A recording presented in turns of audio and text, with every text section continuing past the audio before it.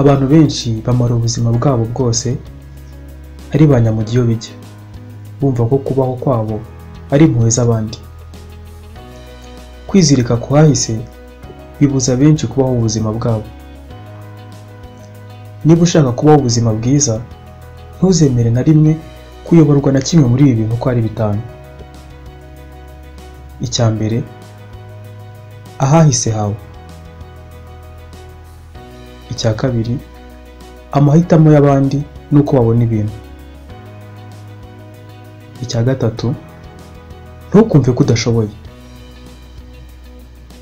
Icya kane, umubano uba hagati y'abakundana.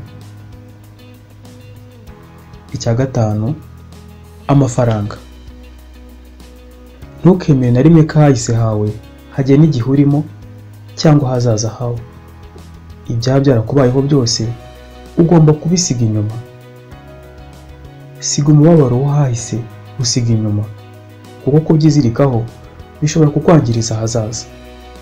Siga inyuma umwijima w'ahahise, ufungurire amarembo urumuri rw'ejo hazaza. Ahahise hawe hararangiye. Niba hari uwaguhemukiye, inzira imwe rukumbi y'intsinzi ni uko byirengagiza ugakomeza urugendo rw'ubuzima. Nubaho mu rwango, uwaguhemukiye azaba agutsinze. Niba ushaka gutsinda, ita ku hazaza hawe kandi tangira nonaha. Bohoka, iyambura imitwaro yose ikuremereye. Iki ni igihe cyo kubaho wishimye.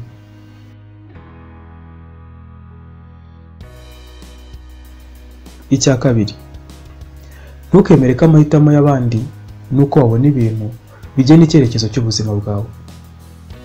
Gushaka kwemerwa n'abandi bishobora gutuma unyura inzira utifuzaga kunyura. Mbere yo kugira icyo ukora, banza wibaze, ese ndi gukora iki kintu mbishaka cyangwa n'ubwoba bw'uko abandi bari bubifate? Wowe ubwawe wavutse utandukanye n'abandi kubera impamvu. Ishimire uwo uri we, cana itara ryawe, abakwitaho by'ukuri bazabona urwo rumuri, ubundi mutwikire hamwe.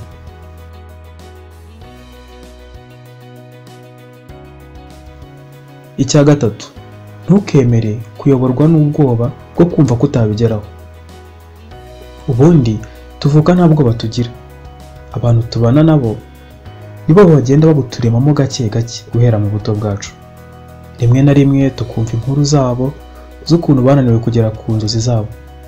Izo stories z'urucantege bikarangira bidukurikiranye mu buzima bwacu bwose. Wowe ita ku bintu utekereza ko utageraho. Ubwira iryo jwi riguca intege utiziba, mva inyuma.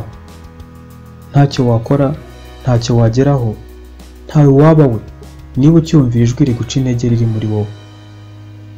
Kuki wakumva ko ibintu bidashoboka? Buri kimwe kuri iyi si kirashoboka. Nuhindura imyumvire yawe, ibidashoboka uzabigira ibishoboka. Buri munsi uzajya wibonera ibitangaza mu iterambere ryawe. Ibyo nutabikora, nta wundi uzabigukorera. Niba muri wowe nta cyaguca intege, ubwo hanze nta cyagukangara.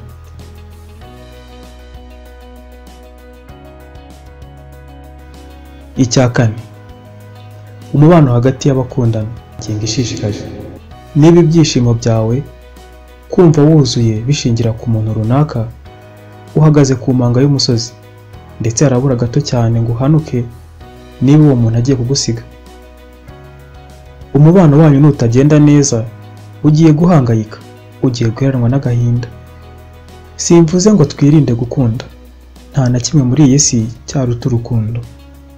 Ahubwo ndavuga wumva batabaho badafite abakunzi, babandi bumva babana n'uwo ari we wese niyo yaba afite imico mibi, aho kumara igihe runaka bari single. Aho icyo ndi kuvuga ni ugukura mu mitekerereze yacu.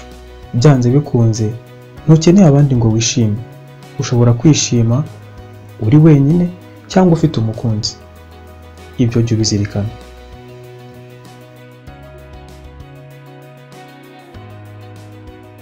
Icya gatanu, iki nicyo cyatwaye imitima ya benshi kuri iyi si. Ese wamenye icyo ari cyo? Amafaranga.